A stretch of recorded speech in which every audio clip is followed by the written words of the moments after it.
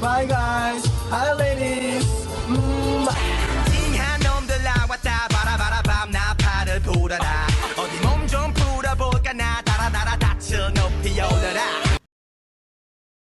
Assalamualaikum warahmatullahi wabarakatuh. Perkenalkan, nama saya Isa Salma Bilqis Nabila dari kelas 11 MIPA 2 absen 18. Saya di sini akan mempresentasikan mengenai dampak pembakaran senyawa hidrokarbon hujan asam. Senyawa kimia ada yang bersifat organik dan juga anorganik. Salah satu contoh senyawa organik yang paling sederhana namun sangat luas adalah senyawa hidrokarbon. Senyawa hidrokarbon terdiri dari dua kata, yaitu hydro dan karbon, yang berarti merupakan senyawa yang tersusun dari atom hidrogen atau H dan atom karbon atau C.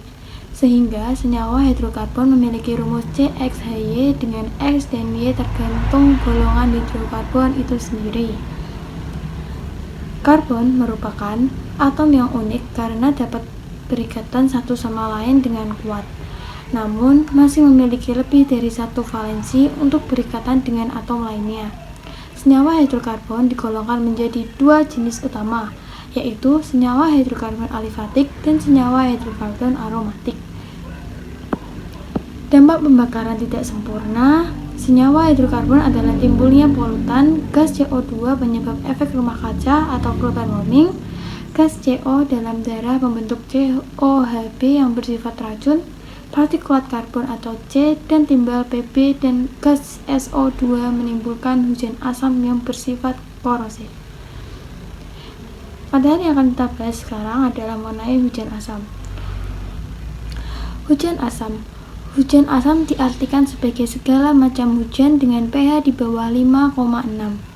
Hujan secara alami bersifat asam atau pH sedikit di bawah karena karbon dioksida atau CO2 di udara yang larut dengan air hujan memiliki bentuk sebagai asam lemah. Jenis asam dalam hujan ini sangat bermanfaat karena membantu melarutkan mineral dalam tanah yang dibutuhkan oleh tumbuhan dan binatang.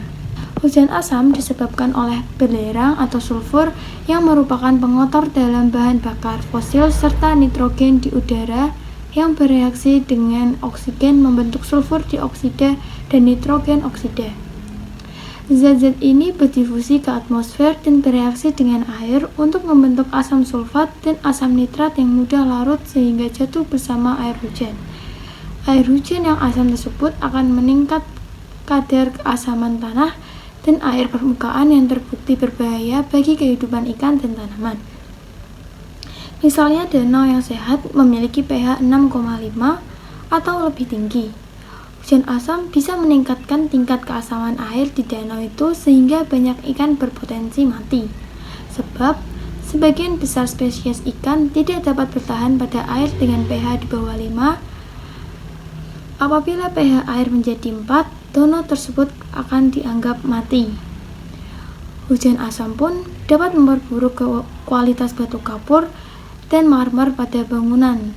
Selain itu, manusia juga bisa menerima dampak buruk hujan ini. Dampak hujan asam terhadap manusia salah satunya karena fenomena alam ini bisa memicu penyakit tertentu. Contohnya seperti sakit paru-paru, penyakit kulit, dan lain sebagainya. Secara alami, hujan asam dapat terjadi akibat semburan dari gunung berapi dan dari proses biologis di tanah, rawa, dan laut. Akan tetapi, mayoritas hujan asam disebabkan oleh aktivitas manusia seperti pembakaran bahan bakar fosil, industri, pembangkit tenaga listrik, kilang minyak, kendaraan bermotor, dan pabrik pengolahan pertanian, terutama anomia. Gas-gas yang dihasilkan oleh proses ini dapat terbawa angin hingga ratusan kilometer di atmosfer sebelum berubah menjadi asam dan terdeposit ke tanah. Cara mencegah terjadinya hujan asam. Yang pertama, hujan asam bisa dicegah dengan membatasi penggunaan bahan bakar fosil serta beralih pada sumber energi baru dan terbarukan seperti tenaga surya, angin, mikrohidro, dan lainnya. Kedua, mengurangi penggunaan kendaraan pribadi dengan bahan bakar fosil, serta mengutamakan pemakaian sarana transportasi umum, jalan kaki, atau bersepeda. Ketiga, menghemat atau mengurangi penggunaan listrik dari bahan bakar fosil dan menggantinya dengan sumber tenaga surya. Beberapa negara saat ini sudah merintis penggunaan tenaga surya untuk memproduksi listrik. Bagaimana menurut kalian?